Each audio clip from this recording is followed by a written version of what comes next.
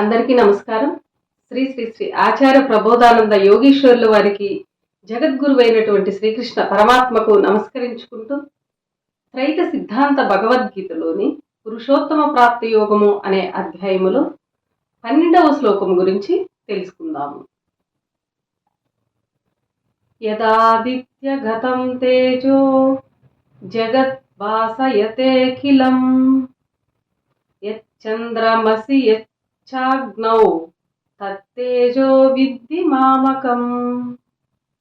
ఈ శ్లోకము పరమాత్మ గురించి తెలియజేయబడినది. భావము: సమస్త జగత్తును ప్రకాశింపజేయు సూర్యునిలో ఉండే తేజస్సు, చంద్రునికున్న తేజస్సు, అగ్నికున్న తేజస్సు నా యొక్క తేజస్సేనని తెలియవలెను. వివరము: సమస్తములోనూ మూల వస్తువై పరమాత్మ కలదు. సమస్త లోకమంతా సమస్తములోనూ పరమాత్మ కలదు. ఇక్కడ ఏం చెప్పారంటే సమస్తములోనూ మూల వస్తువై పరమాత్మ కలదు అని ఇక్కడ తెలియజేశారు.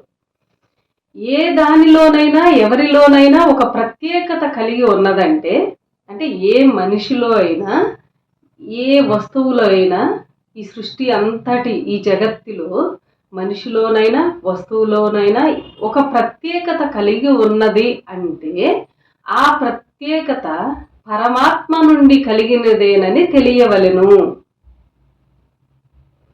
అలాగే సూర్యునికున్న తేజస్సు, సూర్యునికి ప్రత్యేకమైన ప్రకాశమును, చంద్రుడికున్న ప్రత్యేకమైన వెన్నెలను తేజస్సును, అగ్నికున్న ప్రత్యేకతైన తేజస్సు అంటే కాల్చివేయు వేడియును పరమాత్మేనని తెలియాలి.